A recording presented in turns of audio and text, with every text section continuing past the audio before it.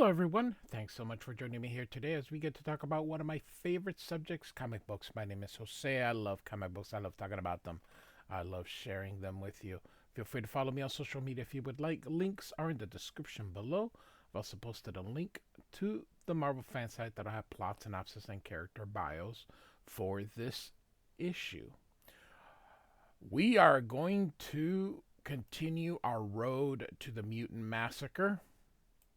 This is the last issue of X Factor before the Mutant Massacre.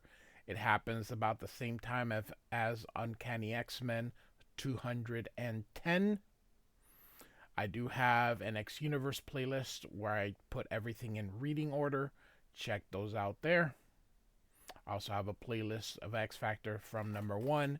I've got Uncanny X-Men from Classic X-Men number 1, which is Giant Size X-Men 1. And I got the New Mutants on a playlist. I got all sorts of stuff.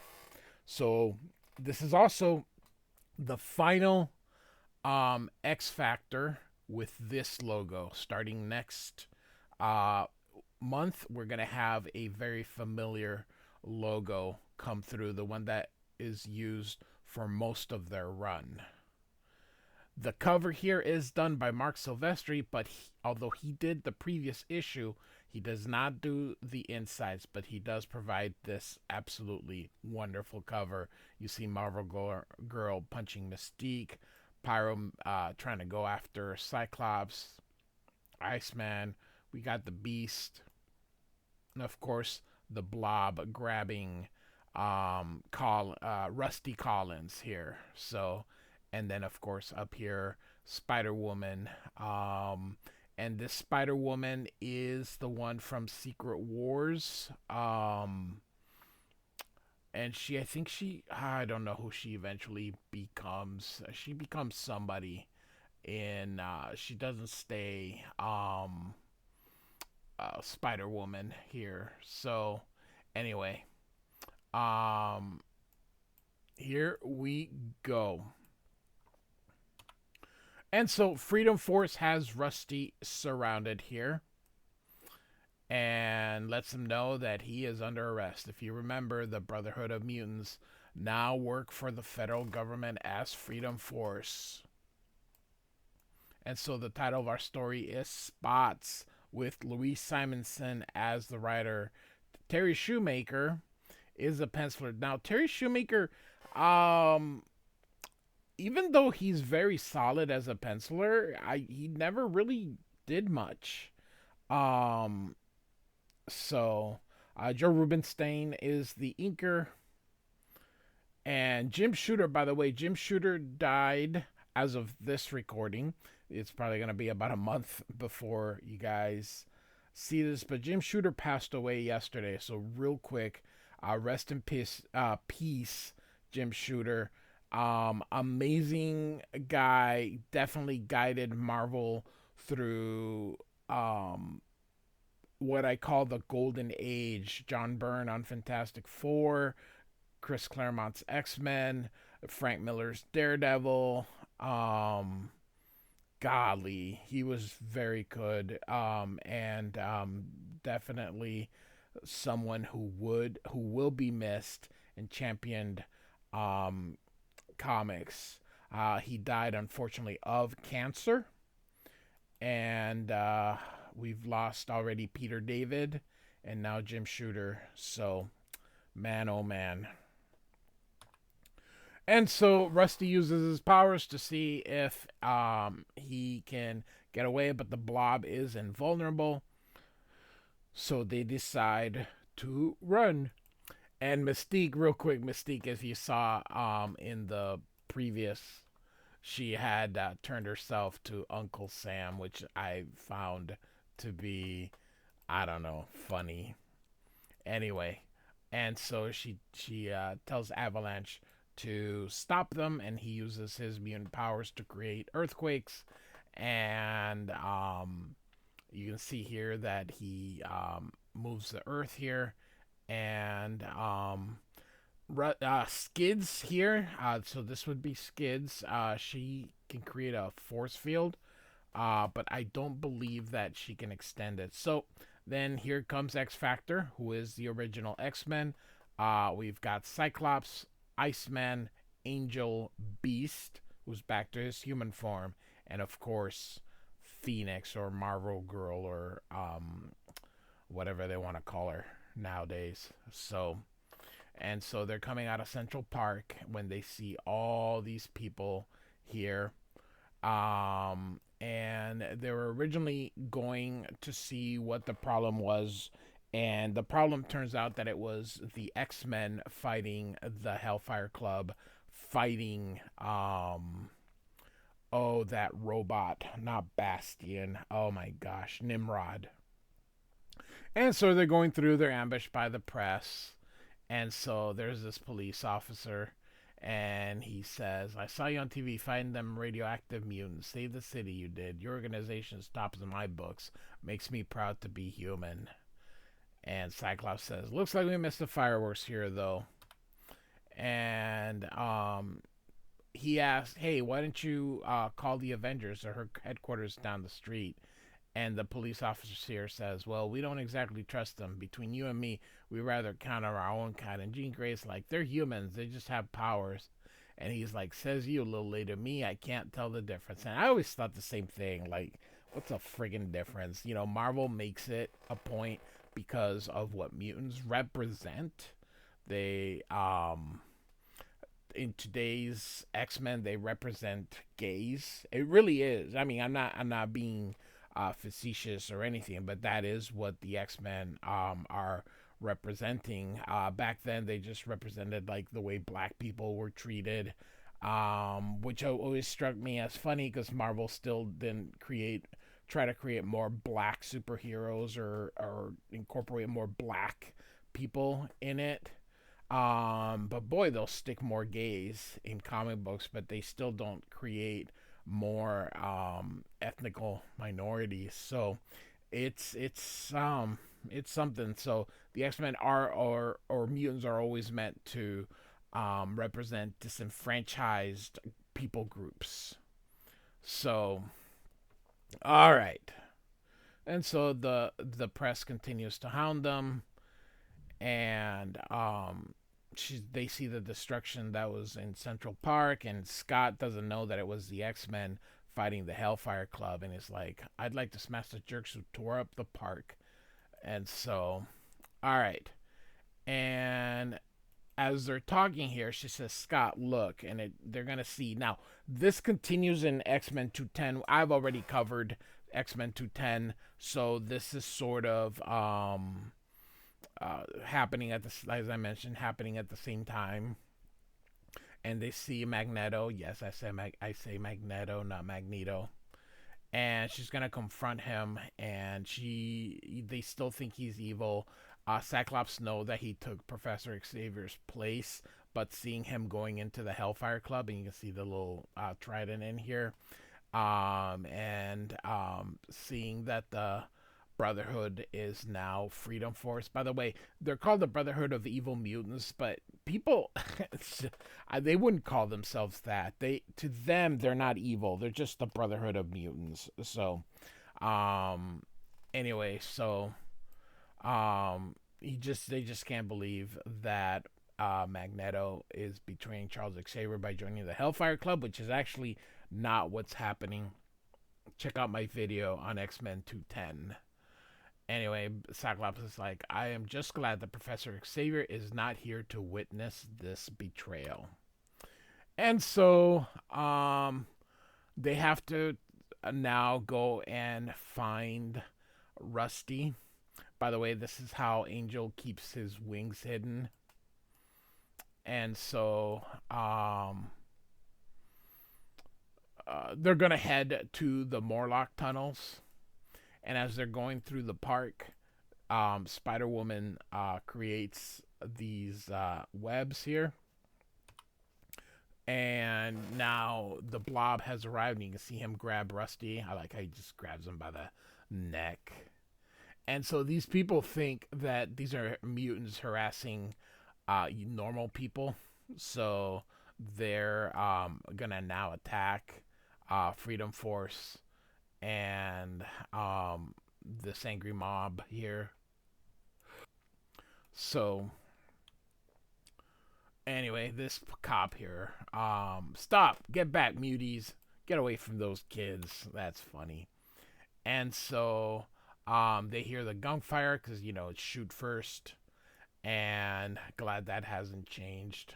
And so the mob is now gonna stop, and she turns into Uncle Sam again, letting everybody know that she is their feds, and Destiny uh gets in Mystique's way. She's about to hit a with a bottle. And this guy is gonna take some eggs here, and they're gonna use their groceries here to throw eggs at him.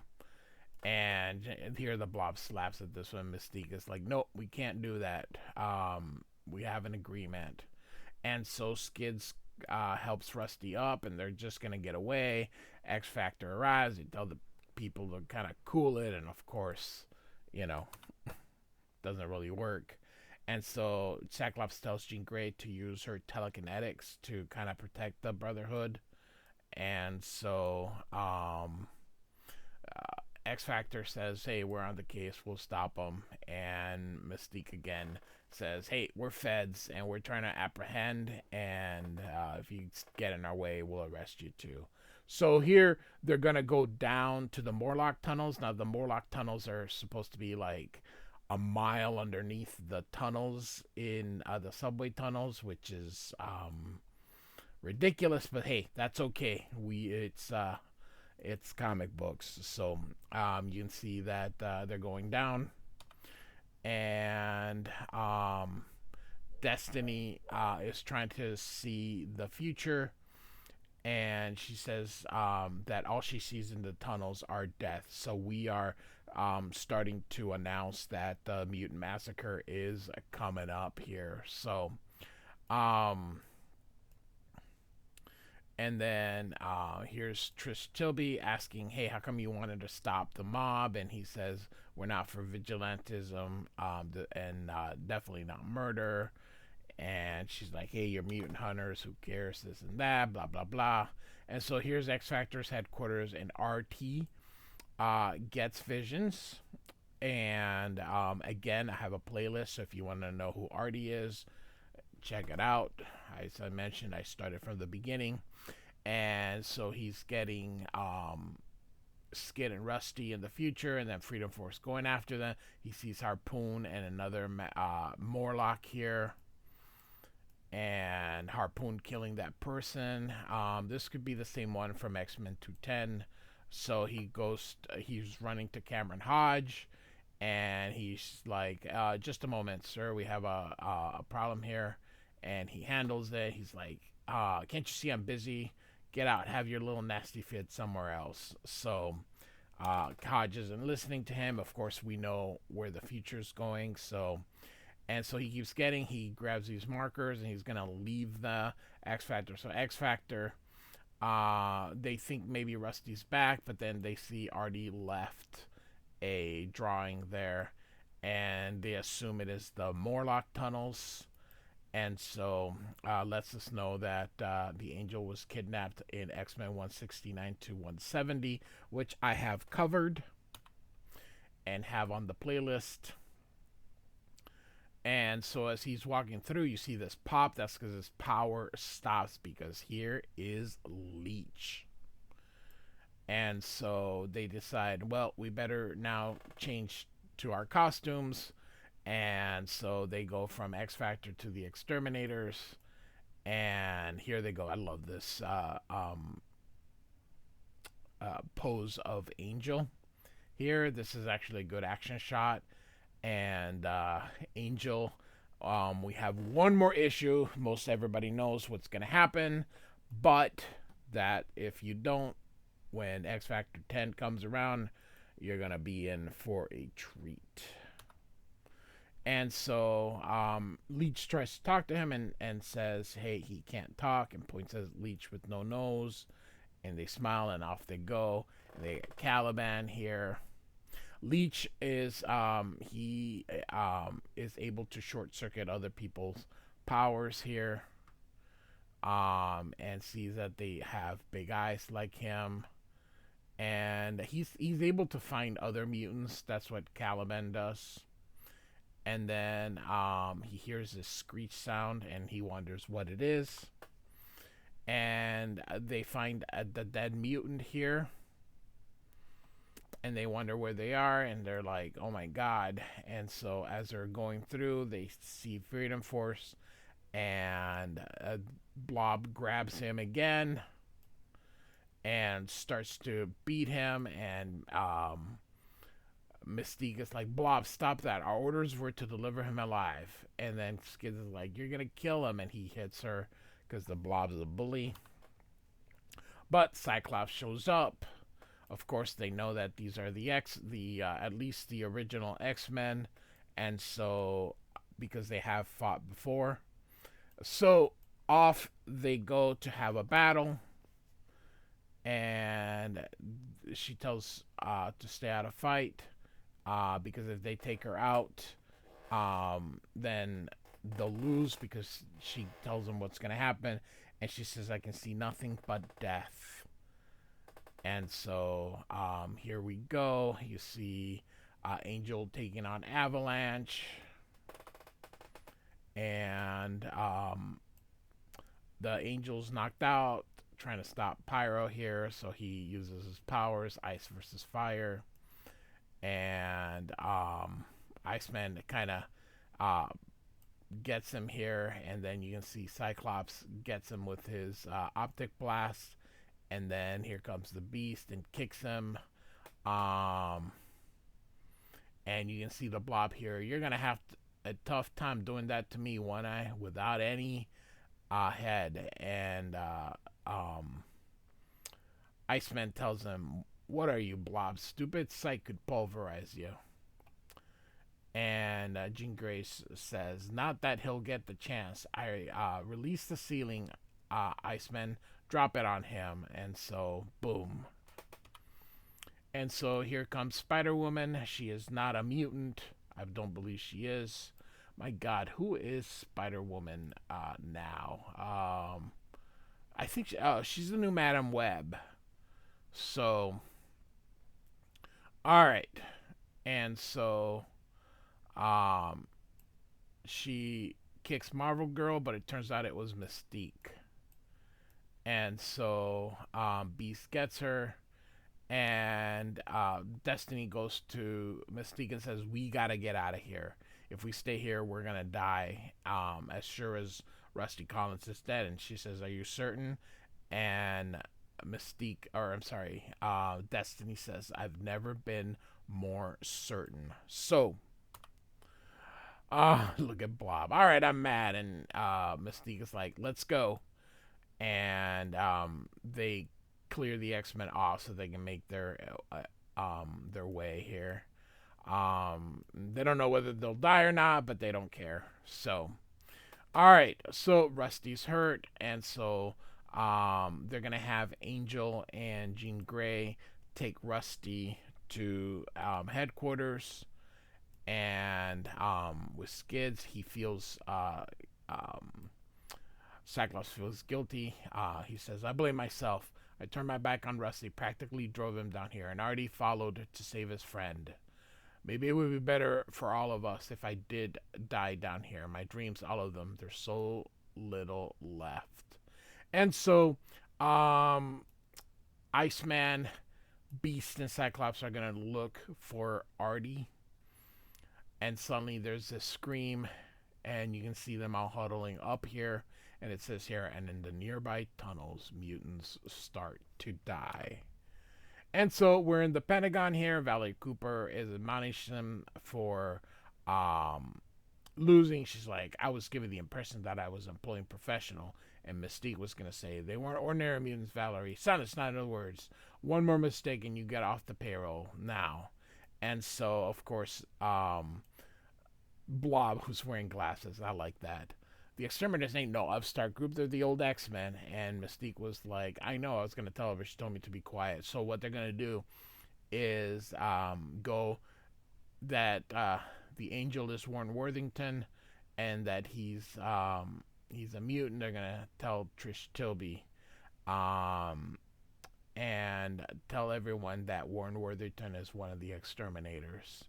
And so here we get in Manhattan, in the alley, Morlocks are dying. Some are dead already. To learn who's killing them, read X-Men 211, and don't miss X Factor 10, an epic of death and destruction as only Walt Simonson could render it. Fallen Angel. By the way, Walter Simonson does start next. I forgot. With all the other stuff coming up, I forgot to mention Walt Simonson will be the new penciler of X Factor. So, we are reaching now to some of my favorite era of this band of Merry Mutants. Everything from Mutant Massacre to uh, Inferno is absolute awesomeness. So, anyway, X Factor 9 by Louise Simonson and Terry Shoemaker with Josef Rubinstein as the inker. Like and subscribe, and I do thank you for listening. Hope you enjoyed this. Goodbye.